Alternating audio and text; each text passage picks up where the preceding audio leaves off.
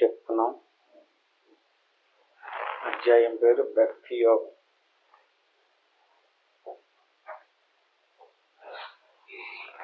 ఈ భక్తి యోగంలో అర్జునుడు అడిగినటువంటి ప్రశ్నతో ఈ అధ్యాయం మొదలవుతుంది.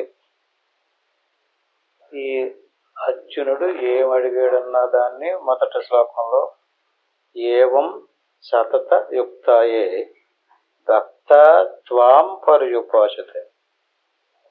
ఏవం సతత యుక్తాయే భక్త త్వాం పర్యుపాసతే. అంటే భక్తులు రెండు రకాలుగా చూపించడం జరిగింది. రెండు రకాల భక్తులు. ఒక వర్గమేమో ఏ సాక్షరం అవ్యక్తం దేశాంకే యోగ ఉత్తమః. అంతర్ముఖ బుద్ధితో ఆత్మజ్ఞానంతో ఆత్మను ధ్యానించేటటువంటి నిరాకార నిర్గుణ పరబ్రహ్మోపాసకులు. ఇంకొక వర్గమేమో సగుణ బ్రహ్మోపాసకులు. రెండు రకాల భక్తులు లోకంలో భగవంతుని.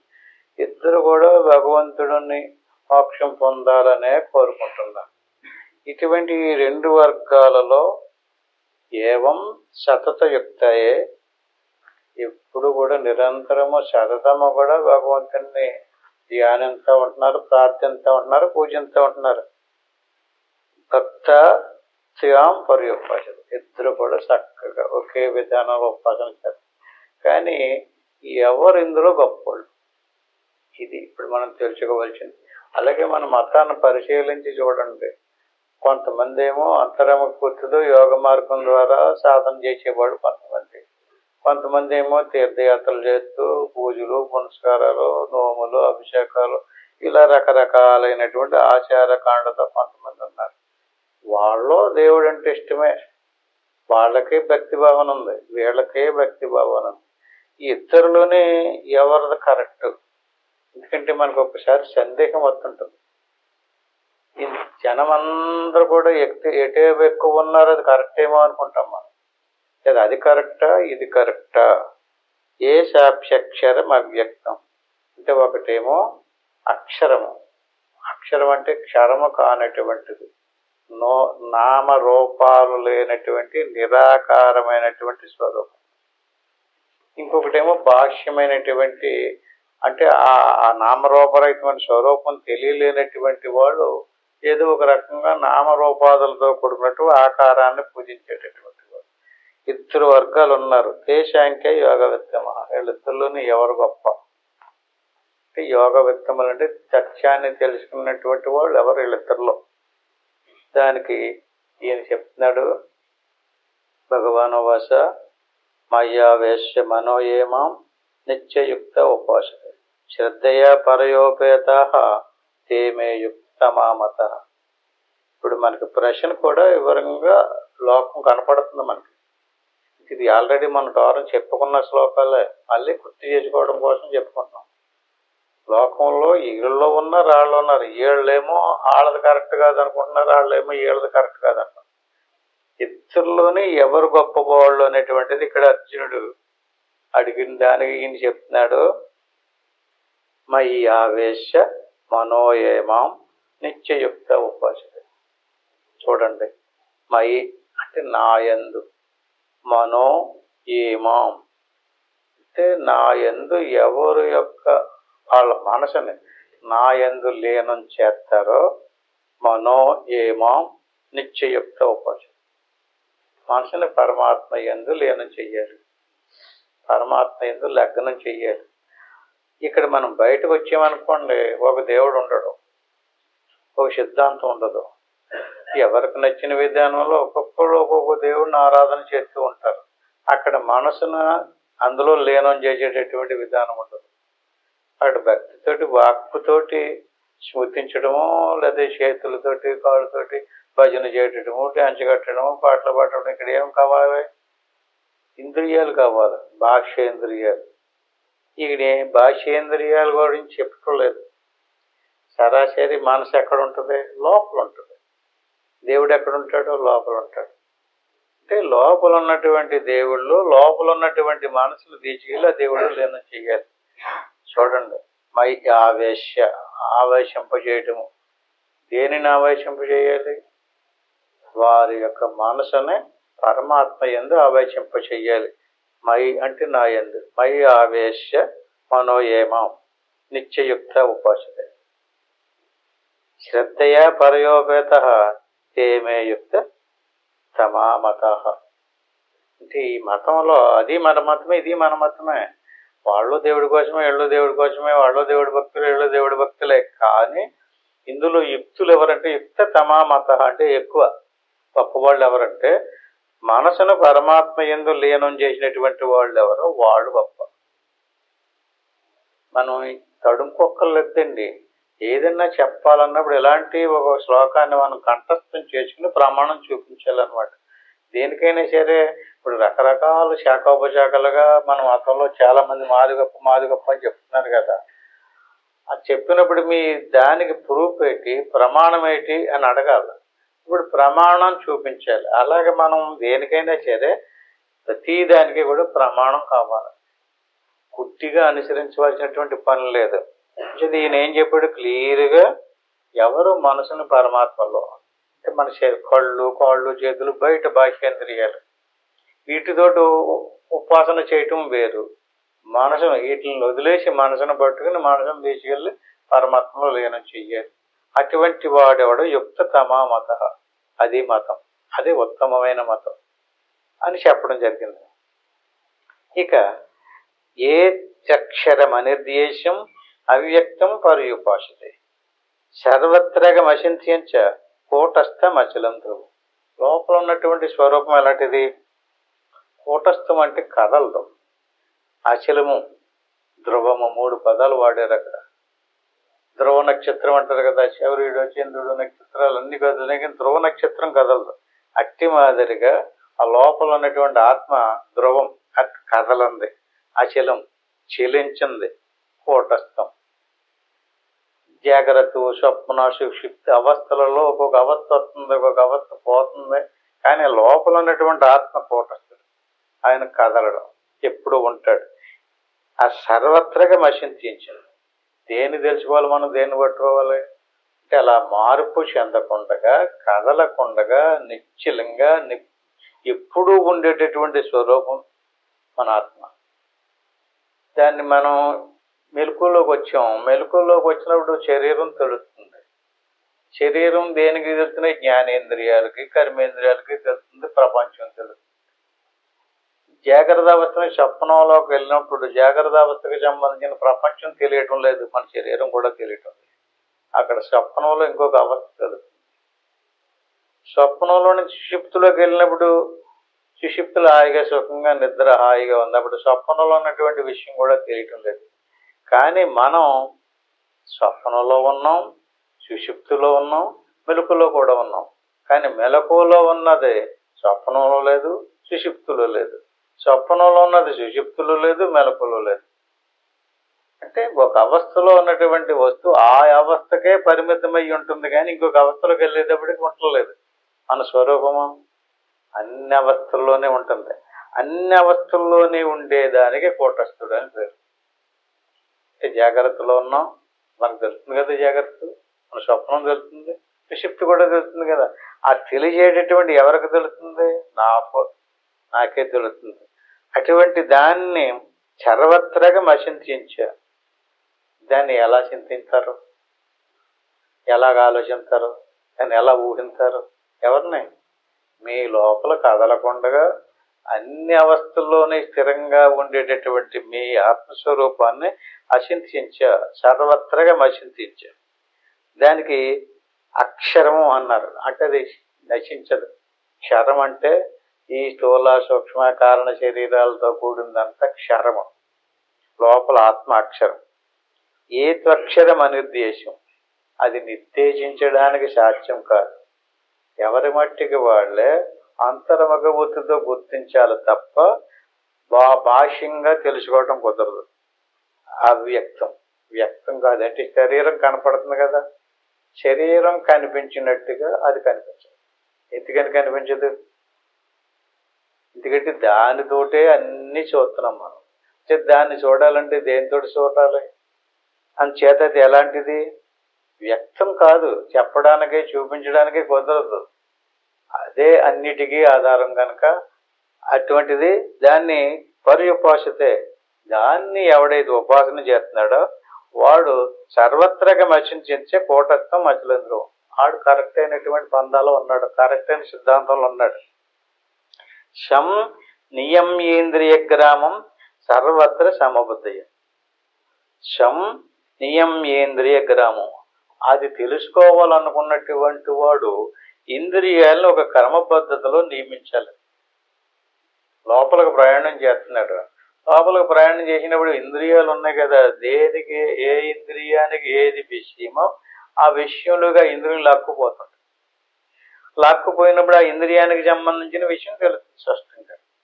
మరి అలాగ వెళ్ళిపోయేటప్పుడు శం నియమ్యేంద్రియ గ్రామం, ఇంద్రియాలని నియంత్రించాలి, నిరోధించాలి, ఒక లైన్లో పెట్టాలి. కదలకుండగా లోపలికి తిప్పినప్పుడు డైరెక్ట్గా మన స్వరూపాన్ని చూసుకోవడం చేతనవుతే గొడవలేదు.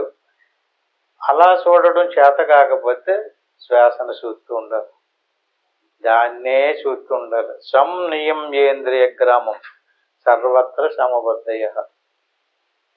ఎప్పుడు ఎంతవరకు నువ్వు కూర్చుని ఉంటావు అంతసేపు కూడా సర్వత్రా దాన్నే ఏకాగ్రతగా ఇంద్రియాలను నిరోధించి సమబుద్ధయ, సమానంగా చూడాలి, హెచ్చు తగ్గులు లేకుండా. ఎందుకంటే విషయాదులన్నీ కూడా హెచ్చు తగ్గులతో కూడుకున్నాయి. ఒకళ్ళు మంచోళ్ళు, ఒకళ్ళు చెడ్డోళ్ళు, ఒకళ్ళు ధనవంతులు, ఒకళ్ళు దరిద్రులు, ఈ రకరకాలంగా ఉన్నాయి. ఆయన లోపల ఉన్నటువంటిది అలాంటిది కాదు.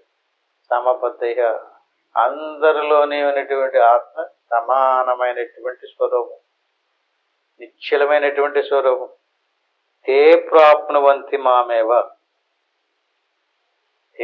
ఎవరైతే ప్రాప్నువంతి, దేన్ని పొందాలి, ప్రాప్తింపజేసుకోవాలి, దేన్ని, తనలోనే ఉన్నటువంటి తనకి సస్వరూపమైనటువంటి తన ఆత్మనే ప్రాప్తింపజేసుకోవాలి. అలాగెవడైతే ప్రాప్తింపజేసినాడో మామేవ సర్వభూతి ఇదే రథ, వాడు నాకు భక్తుడు. ఏమని చెప్పింది? సర్వభూత ఇతే రథ. సర్వభూత అంటే అతనిలో ఏ నిశ్చలమైనటువంటి పరమాత్మ స్వరూపం ఉందో అది తన ఆత్మస్వరూపమే అని ఎవరికైతే తెలిసిందో అటువంటి వాడికి సర్వత్రా ఎవరిని చూసినా సరే వాళ్ళందరిలోనే ఆత్మస్వరూపాన్ని చూడగలుగుతాడట. తనలో ఉన్నటువంటి ఆత్మస్వరూపాన్ని తెలుసుకోకుండా బయట అందరిలో ఉన్నటువంటి ఆత్మను తెలుసుకోలేడు, చూడలేడు. అంచేత తనలో ఉన్నటువంటి తే ప్రాప్నువంతి మామేవ, అన్ని పొందడం అంటే ఈ రకంగా ఇంద్రియాదులను నిరోధించి అంతర్ముఖ వృత్తితో నన్ను తెలుసుకున్నటువంటి వాడు ఎవడో వాడు అందరిలోనే ఉన్నటువంటి ఆత్మను కూడా తెలుసుకోగలుగుతాడు అని ఇక్కడ దాకా మొన్న చెప్పుకోవడం జరిగింది. అలాగే ఇంకా అక్కడ చెప్పినటువంటి విషయాలు ఏంటంటే శ్వాస బయటకు వచ్చేటప్పుడు ఎంత దూరం వస్తుంది, లోపలికి వెళ్ళేటప్పుడు ఏ ఎంతంత తగ్గుతుంటే ఏ ఇంద్రియాలు పడిపోతున్నాయి, ఎవరమంతా అందులో పోయిన వారో చెప్పుకున్నాం. అదంతా పెద్ద పాఠం, అది ఇంకా మనం చెప్పుకున్నాం కనుక ఇప్పుడు చెప్పుకోక్కర్లేదు. ఇక్కడ ఇంత చక్కగా చెప్పిన తర్వాత ఇక్కడికి ఈయనకు ఒక సందేహం వచ్చింది. 5వ శ్లోకం, క్లేశో అధికతరస్తేషాం అవ్యక్తాసక్త చేతసం అవ్యక్తా హి గతిర్దుఃఖం దేహే వద్విరవాప్యతే. ఈ శ్లోకాన్ని ఇంచుమించుగా చాలా పెద్ద పెద్ద మేధావులు కూడా సరైనటువంటి సమాధానం చెప్పలేదు. ఏంటే సమాధానం చెప్పలేకపోతాక అనేటువంటి కారణం పరిశీలిద్దాం. క్లేశం అంటే కష్టం, క్లేశ అధికతరస్తేషం అంటే ఎక్కువ కష్టం. క్లేశం అని చెప్పి ఊరుకోలేదు, ఎక్కువ కష్టం. అధికతరస్తేషం అవ్యక్త ఆసక్త చేతసం, వ్యక్తము నామరూపాలతో కూడుకున్నటువంటి ఒక ఆకారాన్ని, ఒక రూపాన్ని, ఒక విగ్రహాన్ని ఉపాసన చేయాలనుకోండి, సుఖం, సులభం. ఎందుకంటే కంటికి ఎదురుగుండగా కనపడుతున్నాడు. ఎవరికి నచ్చిన విధానంలో ఎవరికి నచ్చిన రూపాన్ని వాళ్ళు దేవుడిగా భావన చేసి ఆరాధన చేయటం, ఈ రకంగా చేయటం వల్ల అది వ్యక్తోపాసన, వ్యక్తము అంటారు. ఇప్పుడు దాకా మనం చెప్పినటువంటిది ఏంటి? ఇంద్రియాదులను నిరోధించి శ్వాస మనసు దాటుకుంటూ వెళ్ళి లోపల ఉన్నటువంటి మనలోనూ అందరిలోనూ ఉన్నటువంటి ఆత్మస్వరూపాన్ని ధ్యానించడం అన్నమాట, తెలుసుకోవడం అన్నమాట. ఇక్కడ ఈ శ్లోకంలో ఏం చెప్పారు? క్లేశో అధికతరస్తేషాం అవ్యక్తాసక్త చేతసం. అంటే నిర్వికారమైనటువంటి చైతన్య స్వరూపం వ్యక్తం కాదు కనుక, అందరికీ కనిపించదు కనుక, అందరూ తెలుసుకోవడం సాధ్యం కాదు కనుక అది కష్టం. అలాగే వ్యక్తమైనటువంటి ఆకారాన్ని పూజించడం సులభం. అవ్యక్త గతిర దుఃఖం. ఈ అవ్యక్తాన్ని ఎవడైతే ఆరాధన చేస్తాడో వాడికి దుఃఖమే మిగులుతుంది. దేహవద్భిరవాప్యతే. ఇక్కడ దేహవద్భిరవాప్యతే అన్నారు. ఇది మనం గమనించాలి.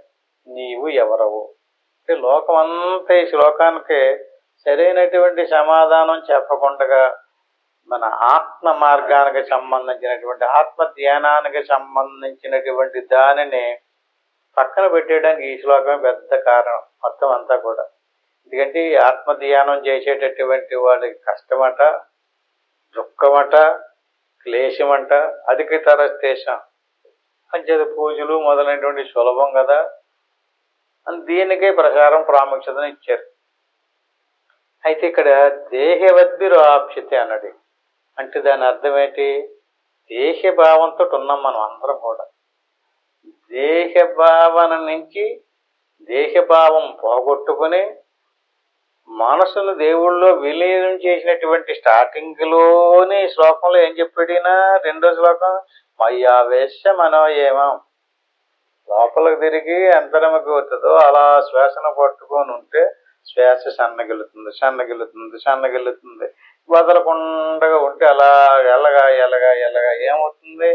శ్వాస లీనమైపోతుంది. శ్వాస మనసు లీనమైనప్పుడు ఏది మిగిలింది? అది మన స్వరూపం.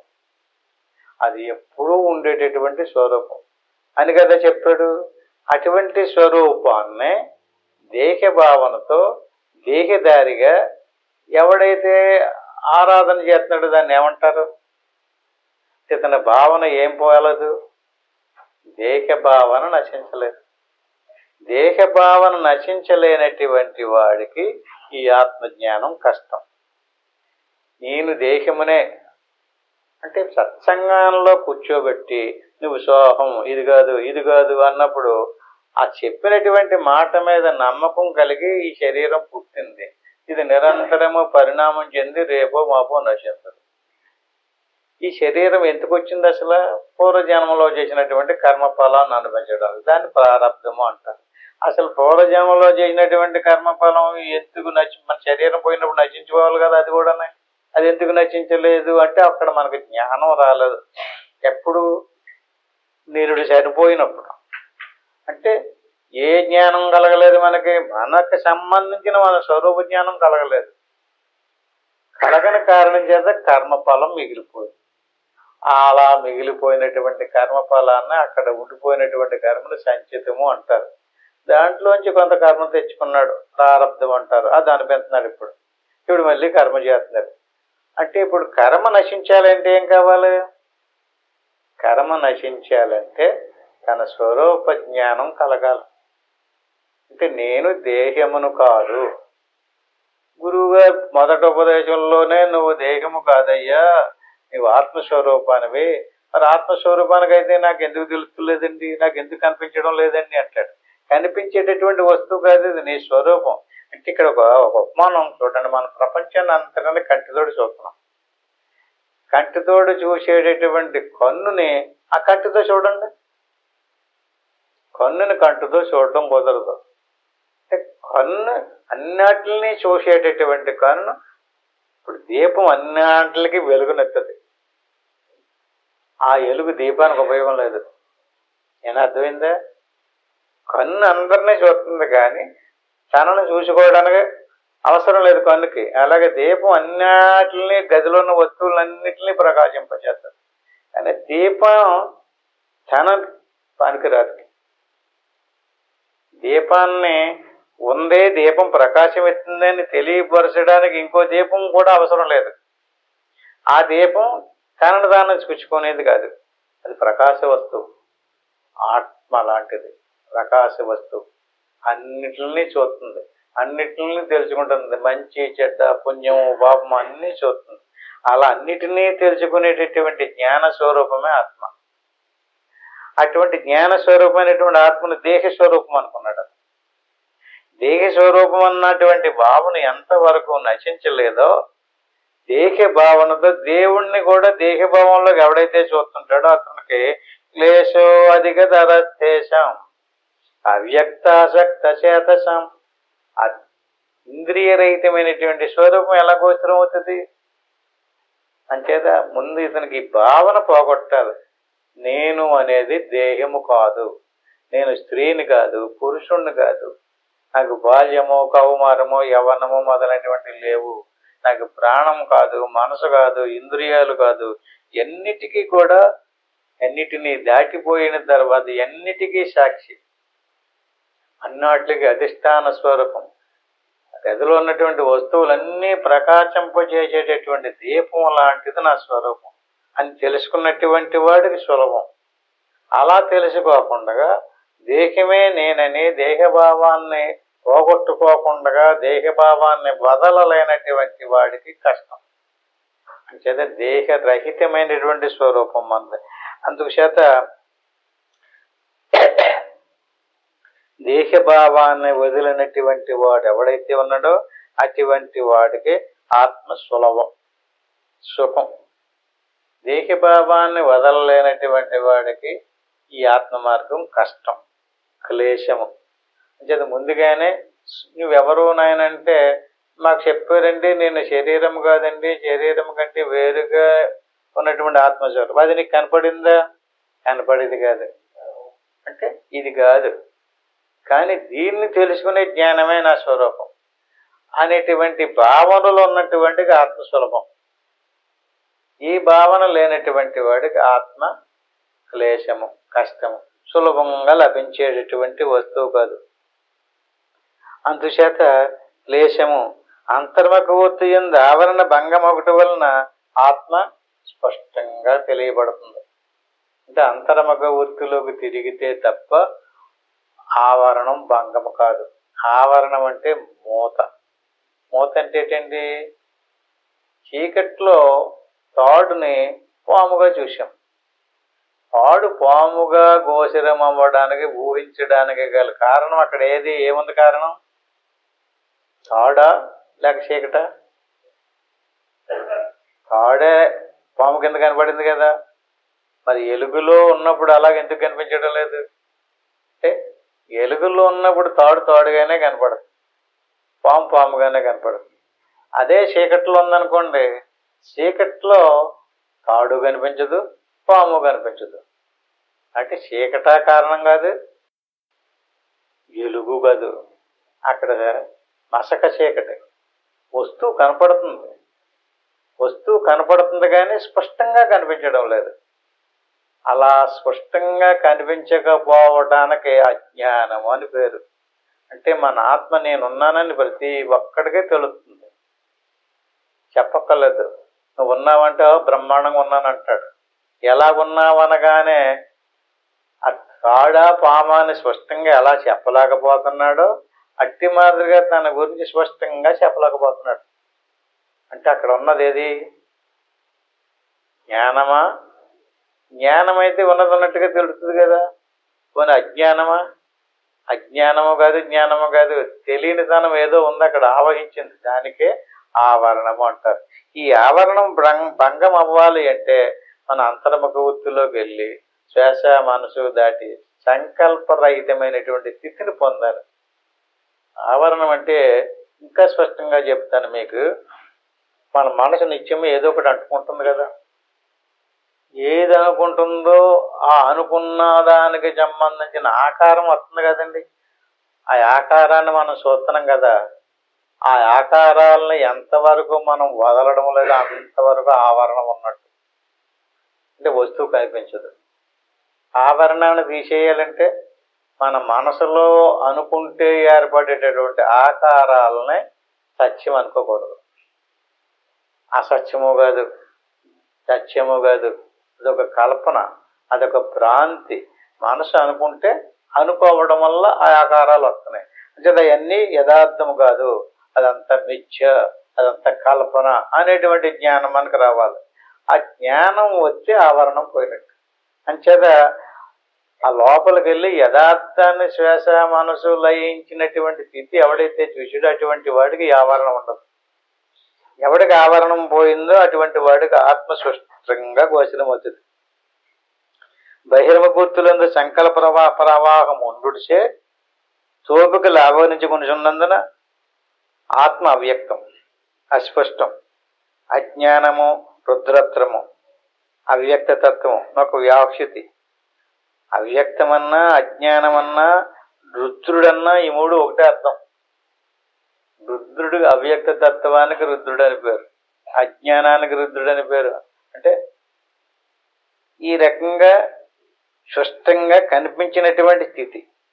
అంచేత అవ్యక్త శంకరే విష్ణా అవ్యక్తం మహదాదికౌ ఆత్మన్యపిష్యాద్యక్త్య మస్ఫుటే త్యభిధేయవత్ ఇది శాశ్వత.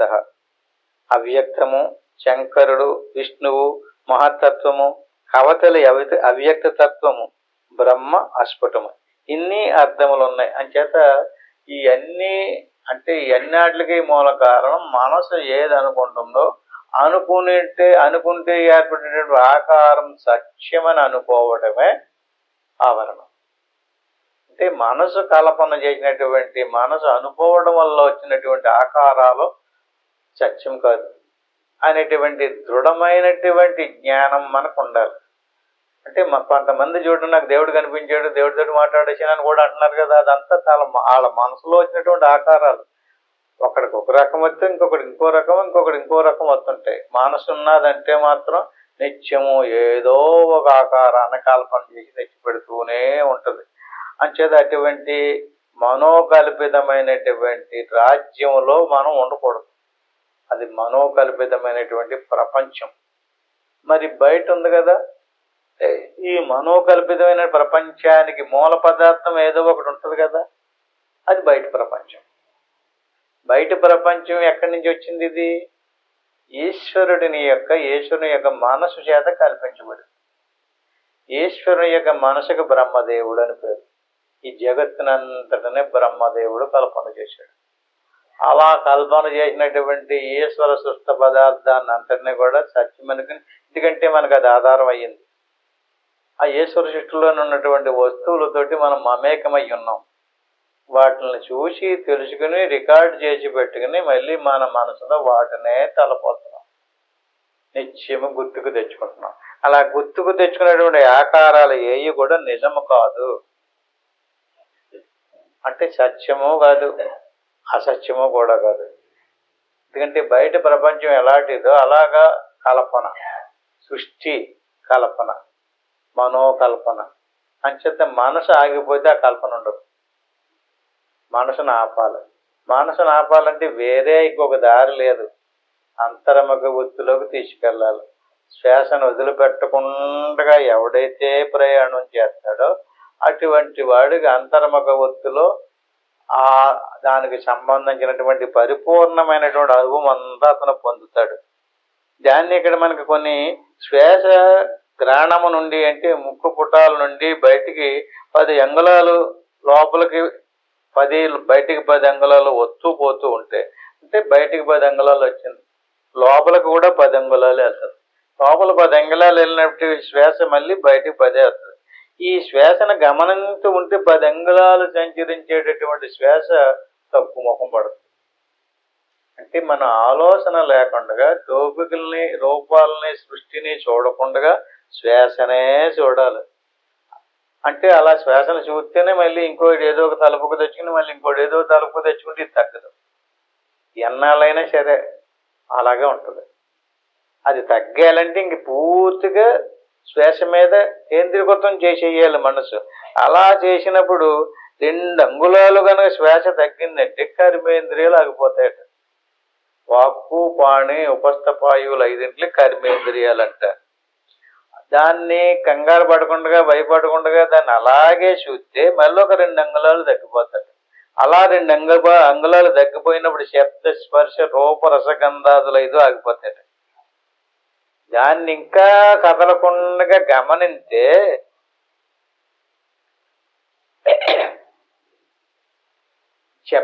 శ్రోత్రము, త్వక్కు, చక్షు, జిహ్వ, గ్రహణము జ్ఞానేంద్రియాలు 5 ఆగిపోతాయి. ఇప్పుడు ఎన్ని అయింది? కర్మేంద్రియాలు 2 అంగుళాలు, శబ్ద స్పర్శ విషయాదులు 2 అంగుళాలు, జ్ఞానేంద్రియాలు 2 అంగుళాలు, అంటే 6 అంగుళాలు ఆగిపోయింది. 2 అంగుళాలు మాత్రమే ఉంది. 2 అంగుళాలు సంచరించినప్పుడు చూడండి, ఇది అందరికి అనుభవం ఉంటుంది. శ్వాస బయటకు వచ్చినట్టు ఉంటుంది. లోపలనే కొంతమంది మన దగ్గర చాలా మంది అనుభవం చెప్పినటువంటి నాకు శ్వాస రావట్లేదండి, బయటికి కావాలంటే చూసుకోండి, నాకు లోపలే ఆడుతుంది శ్వాస అని మా దగ్గరికి వచ్చి చెప్పినప్పుడు కూడా చాలా మంది ఉన్నారు. అంటే శ్వాస లోపలే సంచరిస్తూ ఉంటుంది, బయటికి రాదు. అలా లోపల 2 అంగుళాలు మాత్రమే సంచరించేటప్పుడు వాయు పంచకం అంటే పంచ ప్రాణాలు ఉంటాయి. ఆ 2 అంగుళాలు కూడా లయించిపోతే ఆకాశ పంచకం అంటే జ్ఞాన మనోబుద్ధి చిత్త అహంకారాలు 5 ఆగిపోతాయి. అంటే అక్కడ మనసు సంకల్పించదు, బుద్ధి నిశ్చయించదు, అహంకారం ఆలోచించదు, అంటే అంతరింద్రియాలన్నీ పడిపోతాయి. అప్పుడు శ్వాస ఆగిపోతుంది. ఇది ఒక క్రమ పద్ధతి, ఇది ఒక పరిణామం. అంటే వదలకుండా అభ్యాసం చేసినప్పుడు ఈ లోపల ఉన్నటువంటి స్వరూపం ఏదైతే ఉందో దాన్ని క్లియర్గా మనం చూడగలుగుతాం. అది మన స్వరూపం. అంటే ఇది ఒక్కసారి శ్వాస టక్కమని ఆగిపోతే లైట్ వేసి ఆరిపేసినట్టు. అంటే దానికి ఒక వరుస క్రమం ఉంది. మొదట కర్మేంద్రియాలు, తర్వాత పంచ విషయాలు, జ్ఞానేంద్రియాలు, అంతరేంద్రియాలు, ఆ తర్వాత చివరిగా పంచ ప్రాణాలు ఆగిపోతాయి. అప్పుడు ఆత్మ సాక్షాత్కారం అవుతుంది. అది కదలదు, అది ధ్రువం, ఎప్పుడూ ఉంటుంది. ఇప్పుడు ఉంది, అప్పుడు ఉంది. అప్పుడు మనకు ఓహో ఇంతకాలం అంటే నాకు తెలియలేదు, ఇదేనా నా స్వరూపం, నాకు అర్థమైంది. అప్పుడు ఎలా ఉంటుందంటే హాయిగా ఆనందంగా సుఖంగా ఉంటుంది. అక్కడ ఏ బాధ ఉండదు, ఏ భయము ఉండదు, దానికి ఏ రోగాలు ఉండవు, ఏ కష్టాలు ఉండవు. ఎందుకంటే నిశ్చలమైనటువంటి నిర్వికారమైనటువంటి పరమాత్మ, అది ఆత్మస్వరూపం, పరమాత్మ స్వరూపం. దాన్ని తెలుసుకున్నటువంటి వాడు దానికి సంబంధించినటువంటి జ్ఞానం కలిగితే అటువంటి వాడికి ఆ జ్ఞానం ఎవరికైతే వచ్చిందో వాడికి కర్మ నచ్చుతుంది. ఆ కర్మ ఎవరికైతే నచ్చిందో అటువంటి వాడు మళ్ళీ రేపు పొద్దున్న జన్మకు రాడు. ఇంకా కర్మ నశించలేనటువంటి వాళ్ళే జన్మపడుతుంటారు కదా. మనకి కర్మ నశించడం లేదు. కర్మ నశించాలంటే జ్ఞానాగ్ని దగ్ధ కర్మాణం. జ్ఞానం తెలుసుకోకుండా చనిపోయాం కనుక ఆ కర్మ ఫలాన్ని పట్టుకుని మళ్ళీ వచ్చాం. అంచేది ఏ జ్ఞానం? వ్యవహారికమైనటువంటి ప్రాపంచిక వస్తు జ్ఞానం కాదు, పారమార్థిక సంబంధమైనటువంటి ఆత్మజ్ఞానం తెలియాలి. ఆ పరమార్థ జ్ఞానం తెలియాలి.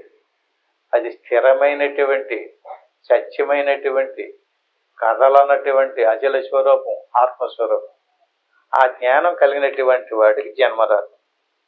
ఈ రకంగా ఏతు సర్వాణి కర్మాణి మయి సన్యస్య మత్పరాః అనన్యేనైవ యోగేన మాం ధ్యాయంత ఉపాసతే. ఏతు సర్వాణి కర్మాణి అంటే మనం బహిర్ముఖంలోకి వచ్చినప్పుడు కర్మలు చెయ్యాలంటే పరికరాలు కావాలి. మాట్లాడాలంటే వాక్కు ఉండాలి. ఎవరికన్నా ఇవ్వడము పుచ్చుకోవడం లాంటివి చేయాలంటే చేతులు ఉండాలి.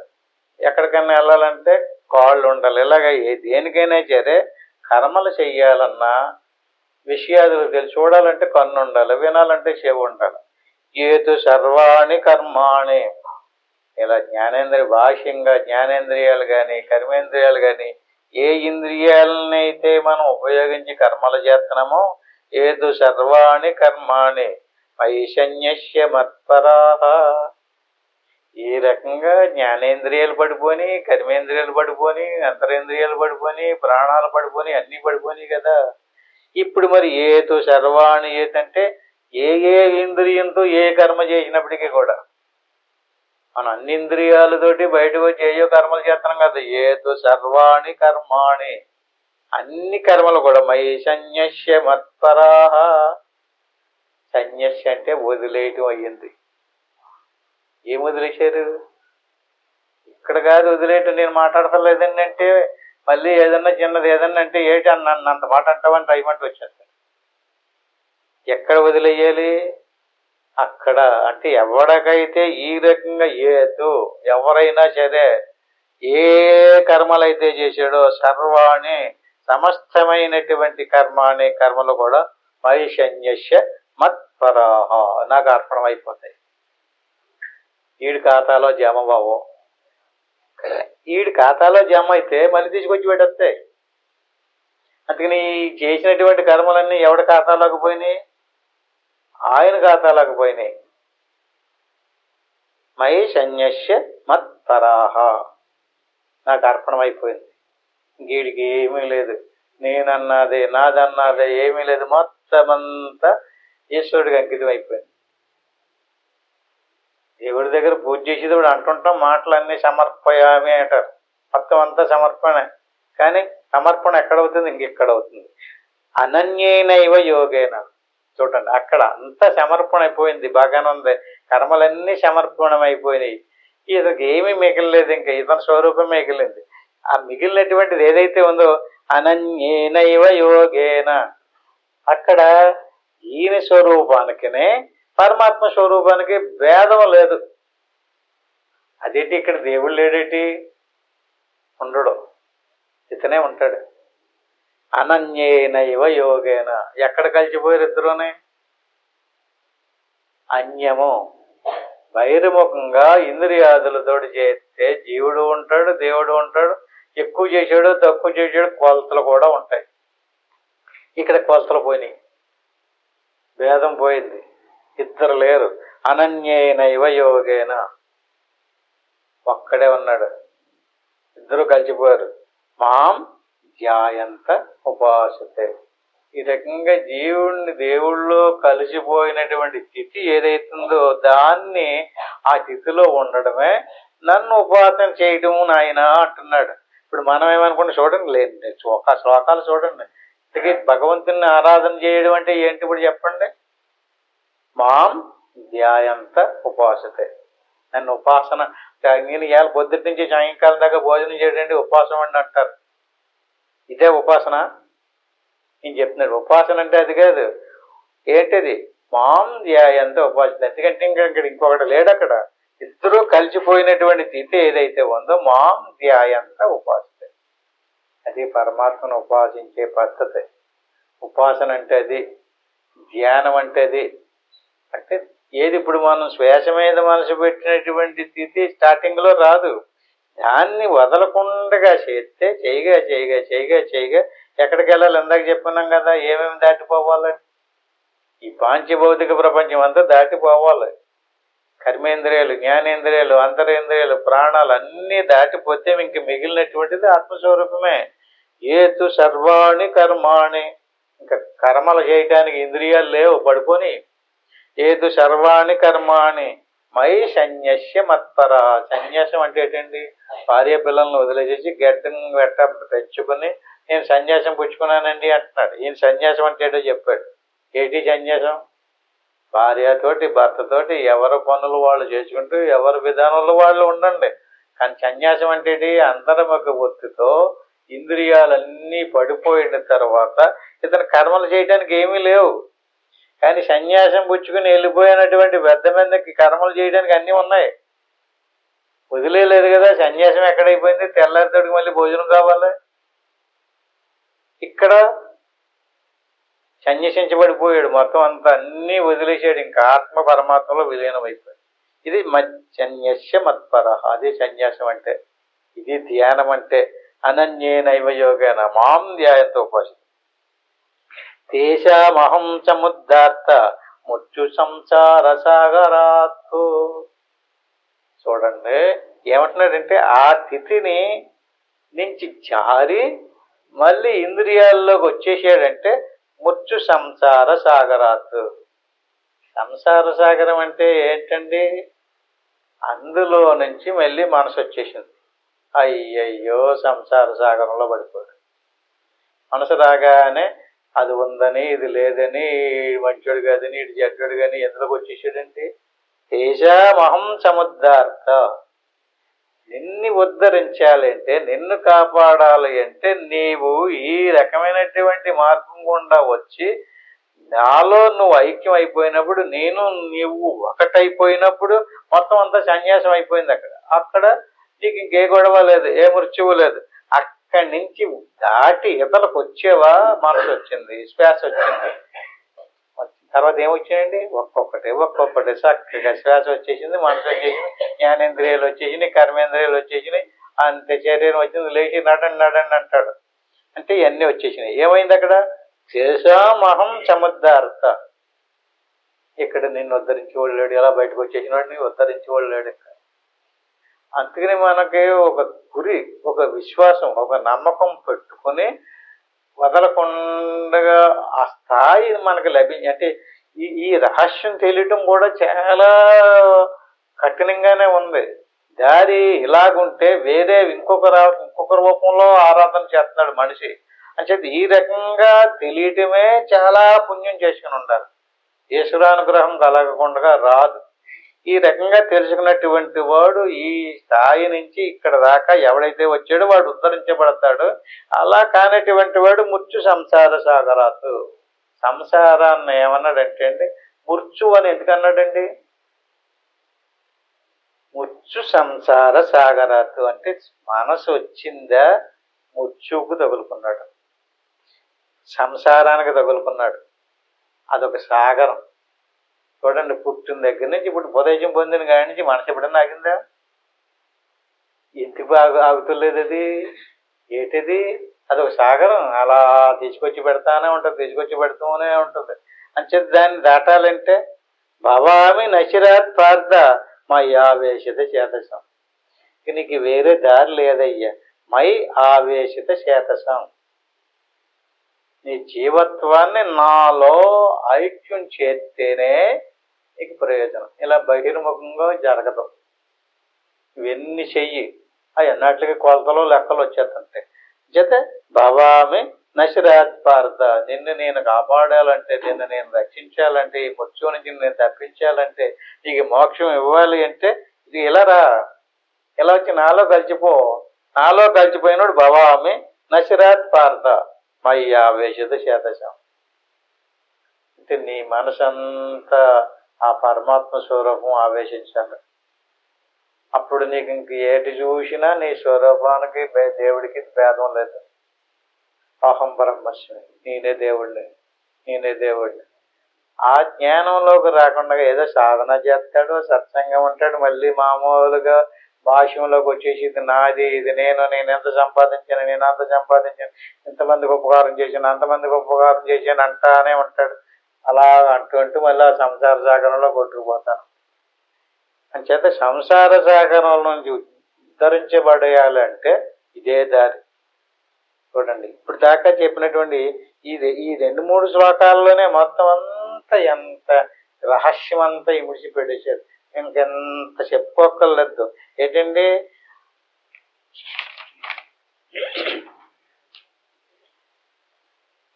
ఇక ఇంకో శ్లోకం మయ్యేవ మన ఆదత్వ అంటే ఫైనల్ శ్లోకం అన్నమాట. మయి బుద్ధిం నివేశయ నివసిష్యసి మయ్యేవ అతవోర్ధం న సంచయ. అంటే కొంతమందికి ఎంతలాగా చెప్పినా కూడా సందేహం. ఎందుకని ఇక్కడ చూస్తే పట్టుమని 10 మంది లేరు, ఎక్కడికన్నా వెళ్ళి చూస్తే ఏడు దండోపదండాల కింద అంతమంది జనాలు వచ్చేస్తుంటే సందేహాలు ఉండవు. ఇది కరెక్ట్ అయిన మతం కాదు, అదే కరెక్ట్. అంతంత చదువులు చదువుకొని అంత అలా కొట్టుమిట్లు ఆడిపోతున్నారంటే అదే గొప్ప మతం అనుకుంటారు. అంచేత చూడండి, 6, 7, 8 ఈ ప్రతి ఒక్కడు కంఠస్థం చేసేయాలి. ఏమన్నాడు ఇందాకేమన్నాడు? ఏతు సర్వాణి కర్మాణి మై సన్యస్య మత్పరహ. నాలో సన్యసించిపోవటం అంటే అన్ని లయమైపోవాలి. అప్పుడు అనన్యనైవ యోగైన జీవుడికి దేవుడికి భేదం కనిపించలేదు. అక్కడికి భవామి నష్టరాత బాధం మై ఆవేశత చేత. ఇతని చేతనం అంటే చైతన్యం పరమాత్మ చైతన్యంలో విలీనం అయిపోయింది. అంటే కుండలో ఉండే ఖాళీ అంతటా ఉండే ఖాళీలు విలీనం అయిపోయినట్టు. ఇక్కడ అదే విధానంలో మయ్యేవ మన ఆదత్వం. ఎందుకంటే మూలాన్ని పట్టుకో. మూలం ఏంటి? జ్ఞానేంద్రియాల్ని కర్మేంద్రియాల్ని లీనం చేయటం కాదు, డైరెక్ట్గా మయ్యేవ మన ఆదత్వ మయి బుద్ధిం నివేశయ. ఎందుకంటే జ్ఞానేంద్రియాలు వెనకాల ఎవరు ఉంటారో మనసు ఉంటుంది. ఎవరండి చూసింది? నేనండి. ఎవరండి విన్నది? నేనండి అంటున్నాం కదా. అంటే జ్ఞానేంద్రియాల వెనకాల కర్మేంద్రియాల వెనకాల మనసు ఉంటుంది, మనసు వెనకాల బుద్ధి ఉంటుంది. ఈ ప్రతిదాని వెనకాల మనసు బుద్ధి ఉంటాయి, బాహ్యేంద్రియాలు వెనకాల. ఈయన ఏమంటున్నాడంటే ఈ బాహ్యేంద్రియాదులు నువ్వు తిప్పుదారన్నా మనసు తిరగకపోతే ఈ బాహ్యేంద్రియాలు తిరగవు. అందుకని మయ్యేవ మన ఆదత్వ అంటే నీ మనసును నా యందు ఉంచు, నా మీద లగ్నం చెయ్యి. మయ్యేవ మన ఆదత్వ మయి బుద్ధిని నివేశేహ, నీ బుద్ధిని నివేశించు. ప్రసాదం నైవేద్యం పెడతాం కదండి, నివేశయామే అంటాం కదా. అట్టి మాదిరిగా దేనిని నివేదించమంటున్నాడండి? దేన్ని? అన్నం పెట్టు, పరమాన్నం పెట్టు, బూర్లు గారెలు పెట్టు అంటున్నాడా? పళ్ళు పూలు పెట్టమంటున్నాడు. ఏం పెట్టమంటున్నాడు? ఏది నివేదించమంటున్నాడు ఆయనకి? మయ్యేవ మన ఆదత్వ మయి బుద్ధిం నివేశయ. ఎలా ఏ దారం పడ వెళ్తే కుదురుతుంది ఈ విషయం? మనసుని భగవంతుల్లో లీనం చెయ్యాలంటే ఎలా కుదిరిది? చెయ్యి బయట ఉంది, చేతితోటి ఇలా అనమంటే అంటాం, చేతితోటి దండం పెట్టమంటే దండం పెడతాం, తొల్లి దొల్లమంటే దొల్లుతాం, సాష్టాంగ దండ ప్రమాణం చేయగలుగుతాం. కానీ మనసుని ఇవ్వటం అంటే ఎలాగా? మనసుని లోపలికి తిప్పితేనే దేవుడికి సమర్పించబడుతుంది. అంచేత మనసుని ఇవ్వాలి, బుద్ధిని ఇవ్వాలి. ఈ మనసుని బుద్ధిని నివేశయ. ఈ రకంగా మనోబుద్ధులను రెండింటిని ఆత్మలో లేక పరమాత్మలో నివేదించినట్లయితే నివశిష్యసి మయ్యేవా. చూడండి, నువ్వు ఎక్కడుంటావు అప్పుడు? నీ మనసు ఎక్కడుంటే అక్కడ ఉంటావు. ఇప్పుడు మీ మనసు ఏ ధాన్యపు కొట్టు మీద ఉందనుకోండి, మీరు అక్కడే ఉంటారు, మనిషి ఇక్కడే ఉంటాడు.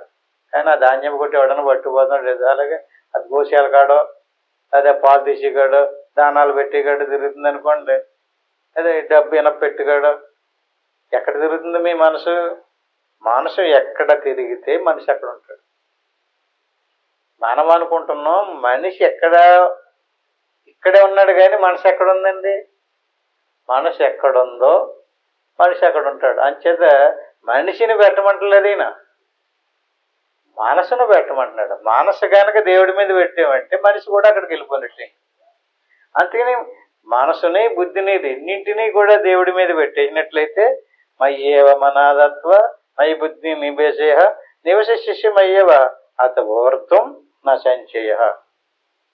ఇంక సందేహం లేదు, పరమాత్మలు విలీనమైపోంటాడు.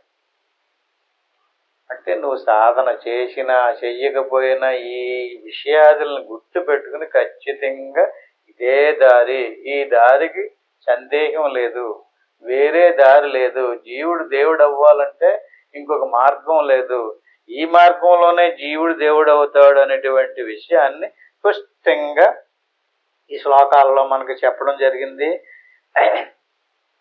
మలినాంతఃకరణముకు మనసును మొదట పట్టుదలతో బ్రహ్మనిష్ఠిచే పరమాత్మ యందు స్థిరంగా నిలపాలి. మలిన అంతఃకరణము అన్నారు. అంటే అంతఃకరణము అంటే కారణం అంటే పనిముట్టు. మనసుకి కారణమని పేరు. మన శరీరము కాళ్ళు చేతులు ఎలాగ కారణాలో అట్టి మాదిరిగా మనసు కూడా కారణమే. కానీ మనసు మలినం అయ్యింది. ఎలాంటి మలినం అండి ఇది? బాహ్య సంబంధమైనటువంటి విషయాదులతో విలీనమైపోయింది. ఎంతసేపు మనసును చూడండి, తీసుకొచ్చి పెట్టండి, మీ మనసుని మీరే పరిశోధించండి. ఆ మనసులో ఎలాంటి విషయాదులతోటి నింపారో మీకు దొరుకుతుంది. అంటే మనసు నిండా బాహ్య సంబంధమైనటువంటి ధనధాన్యాదులతో కూడుకున్నటువంటి విషయాదులనే మనసు నిండా నిక్షిప్తం చేసి ఉంచాం. అలాగ మనసు నిండా ఏ భౌతిక పరమైనటువంటి విషయాదులతోటి నిండగట్టేమో అలా నిండగట్టబడినటువంటి ఆ మనసుకి మలినాంతఃకరణము అని పేరు. అంచేత మలినాంతఃకరమైనటువంటి మనసు శుద్ధం అవ్వాలంటే ఏం చేయాలండి? ఇప్పుడు నీటిలోని మురుకు ప్రవేశించేది, తాగడానికి పనికి రాలేదు. అప్పుడు ఏం చేస్తాం? మనం నీటిని దాన్ని ఫిల్టర్ చేస్తున్నాం, వడకడుతున్నాం. పూర్వం అయితే ఆ నీటిలోని ఇండి బిగించి అరగదీసి పెట్టేవారు. ఇంటికి తీసి అరగదీసినప్పుడు వెంటనే ఇలా అరగదీసిగానే అయిపోదు. అరగదీసి కొంతసేపు అలా ఉంచితే ఏమవుతుంది? మలినమైనటువంటి నీరు, అందులో ఉన్నటువంటి మాలిన్యం అంతా కిందకి దిగిపోయి తేట నీరు పైకి తేలుతుంది.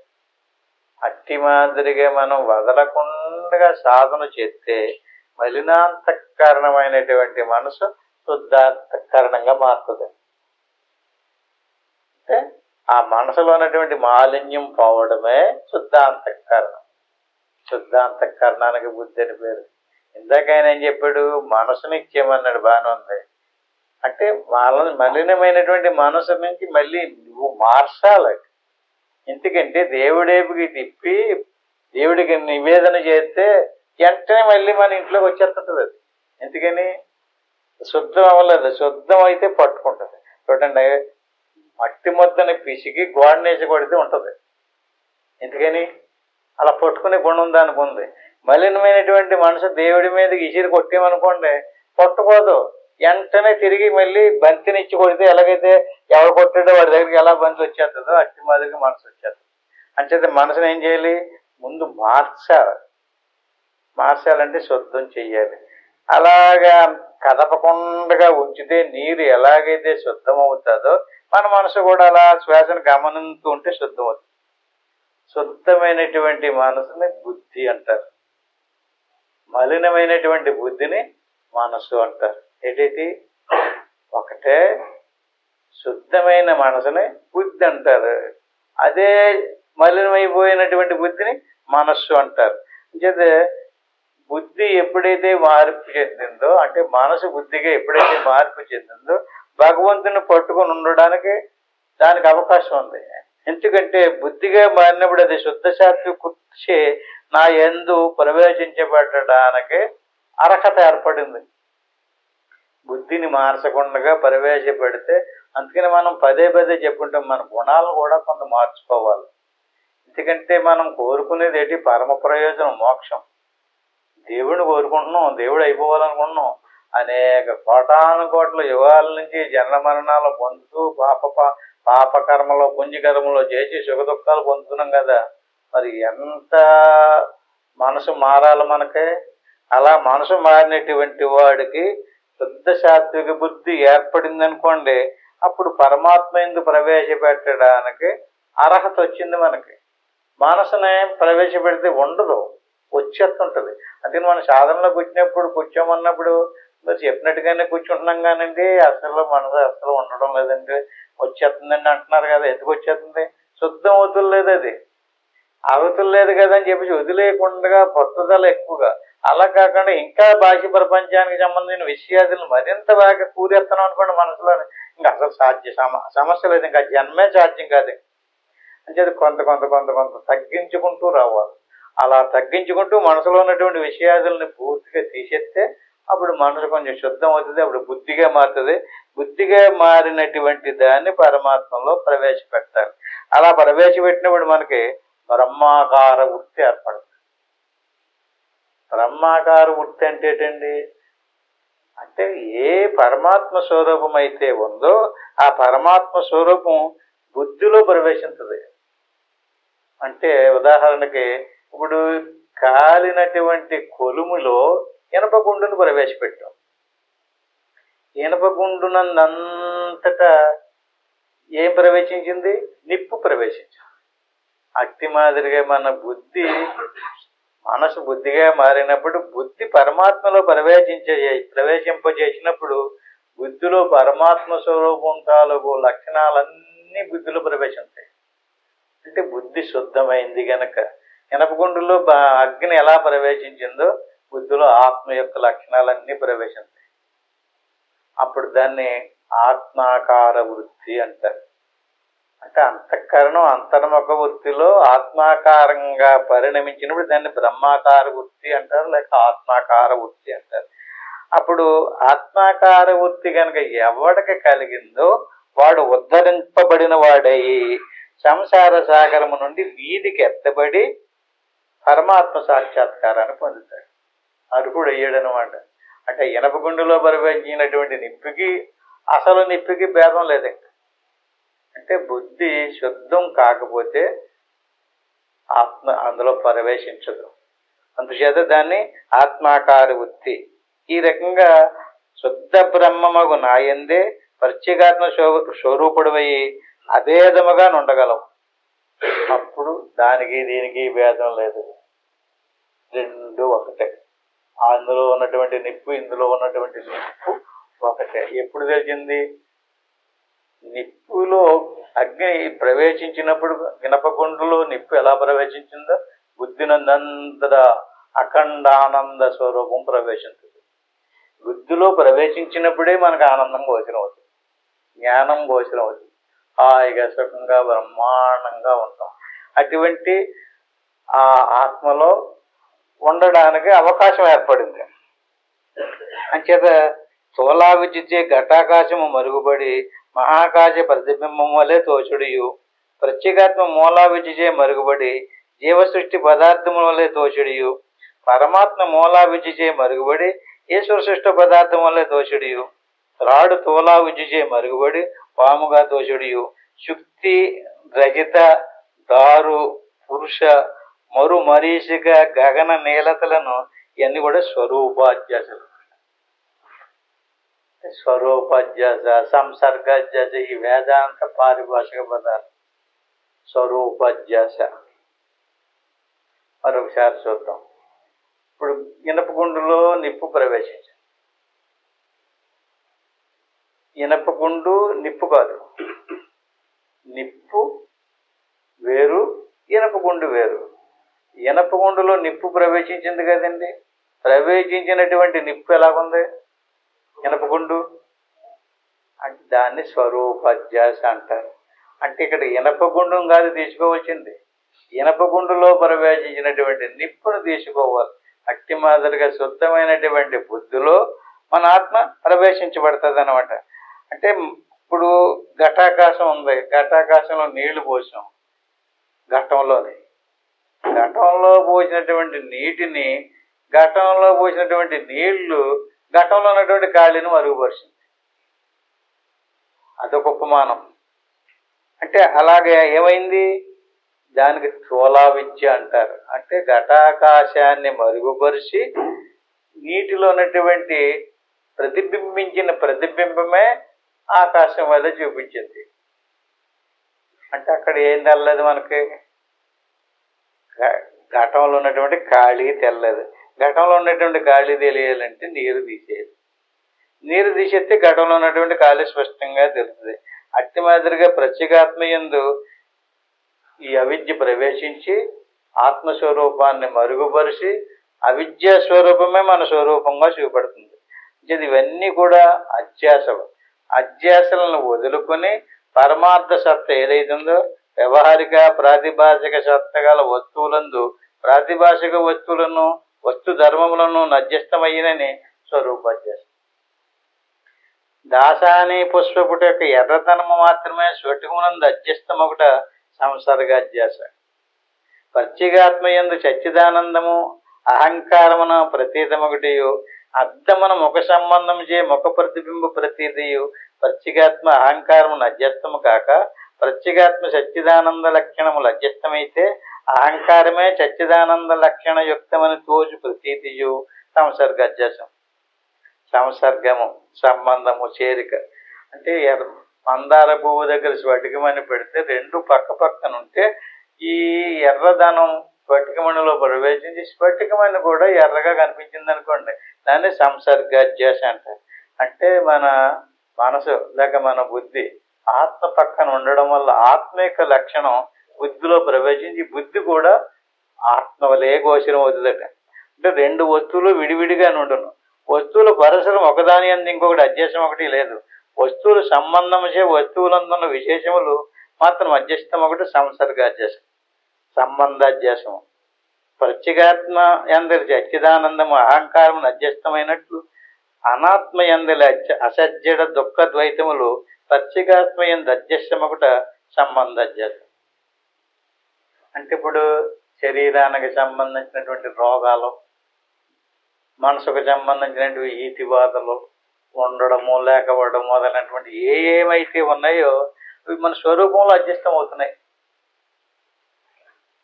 అంటే అప్పుడు మన స్వరూపాన్ని మరుగుపరిచి ఈ అనాత్మకు సంబంధించిన దృశ్య సముదాయం అంతా మన స్వరూపంలో ప్రవేశించి మన స్వరూపం కూడా అనాత్మ స్వరూపంగానే గోచరం అవుతుంది.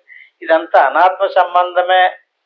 అనాత్మ సంబంధం అనేటువంటి విషయం మనకి గురువు ద్వారా తెలుసుకుని ఇదంతా శరీర ప్రాణ మానసాదులకు సంబంధించిన ఇవన్నీ కూడా అవిద్యా సంబంధములే అనేటువంటి తెలుసుకుని ఇదంతా కూడా అధ్యాస తాను ప్రత్యేగాత్మ నుండి అనాత్మక స్థూల సూక్ష్మ కారణములే నేను భావము కలుగుచున్నందున అనాత్మ తన సంబంధంతో కూడా తాను అధ్యక్షం ఒకటి సంబంధ సహసంబంధ యొక్క అధ్యాస. సంబంధముతో కూడిన అనాత్మ విశేషమొకటిచే స్వరూపాధ్యాస. విశేషణము ఎర్రని నల్లని ఎత్తైన తగ్గైన పొడుగైనటువంటి మొదలైన దేహధర్మములను ప్రత్యేగాత్మ యందు ఆరోపించుకుని విశేషములుగా మార్చుకుని నా రంగు ఎరుపు, నా రంగు నలుపు, నా స్థితి ఎత్తు, నేను పొట్టి, నేను పొడుగు అని భావించుటే కేవలం ధర్మాధ్యాసం. ఈ ధర్మములను నామవాచకములుగా నిర్జస్తం అనురించుకున్నందున ఈ ధర్మాధ్యాసము స్వరూపాధ్యాసగా గ్రహింపవలెను. ఇంద్రియ ధర్మములు అధ్యస్థమైనప్పుడు ప్రత్యేగాత్మకు శ్రోత, ద్రష్ట, రసయత, గరాత అనే భావములు కలుగును. అట్లా అంతఃకరణ ధర్మములు అధ్యస్థమైనప్పుడు మంత, బోద్ధ, అహంత మొదలగు భావములు ఏర్పడి కేవలం ధర్మాధ్యాస కలిగినందున మరియు స్వరూపాధ్యాసమే. అంతఃకరణపు ధర్మములే కాక సూక్ష్మ శరీరము కూడా తోలా విద్యుచే ప్రత్యేగాత్మ యందు అధ్యస్థమై సూక్ష్మ శరీరమే నేనని భావించినప్పుడు తన ధర్మములతో కూడా లింగ శరీరం అధ్యస్థమైనందున నీది ధర్మ సహిత ధర్మి యొక్క అధ్యాసం. ధర్మియు నామవాచకమే కనుక ధర్మి యొక్క అధ్యాసము స్వరూపాధ్యాసమే. కనుక కేవల ధర్మాధ్యాసయు ధర్మ సహ ధర్మి యొక్క అధ్యాస స్వరూపాధ్యాసమే. అనాత్మ ధర్మములకు దుఃఖము ద్వైతము, ఆత్మధర్మములకు ఆనంద ద్వైతములకు కప్పిపుచ్చి నేను దుఃఖిని ద్వైతిని అని ప్రత్యేగాత్మ దుఃఖిగా ద్వైతిగా భావించినప్పుడు అనాత్మ ధర్మములు అధ్యస్థమై ప్రత్యేగాత్మ ధర్మములందు స్వరూపాధ్యాసగా ఏర్పడను. ప్రత్యేగాత్మ యొక్క చర్చల లక్షణము అసజ్జడ జరాత్మకమైనటువంటి అనాత్మతో సంబంధించి అనాత్మ ఉన్నదనియు చైతన్యమనియు భ్రమింప చేయను. ఇట్లా అనాత్మ లక్షణములు అనాత్మ యందు అధ్యస్థమైన ఇది సంబంధాధ్యాస. అనాత్మ ధర్మముల అధ్యాత్మ ఆత్మయందు ఆత్మ లక్షణములు అనాత్మ యందును పరస్పరం అధ్యాసమగుడియే అనోన్యాధ్యాసం. వేదాంత గ్రంథములంది అనోన్యాధ్యాసమే పలుమార్లు వచ్చుచుండవు. ఈ అధ్యాస యందు స్వరూప సంసర్గాధ్యాసలు ఉన్నవి. పారమార్థిక వస్తువు ప్రత్యేగాత్మ, వ్యవహారిక వస్తువు సూక్ష్మ శరీరం. సూక్ష్మ శరీరమునందు ప్రత్యేగాత్మ అధ్యస్థము కానారు, కానీ ప్రత్యేగాత్మ యందు లింగ శరీరం అధ్యస్థమై నేను మనసును నేను బుద్ధిని అని భ్రమింపచేయను. ఇట్లు రెండు వస్తువులు ఒక వస్తువు మాత్రమే అధ్యస్థమైనని ఇది అన్యతరాధ్యాస, ఇది స్వరూపాధ్యాస. ధర్మాధ్యాసము ధర్మ సహిత ధర్మి యొక్క అధ్యాసము అన్యతరాధ్యాసము ఈ మూడును స్వరూపాధ్యాసం. సంబంధాధ్యాసమే సంసర్గాధ్యాసం.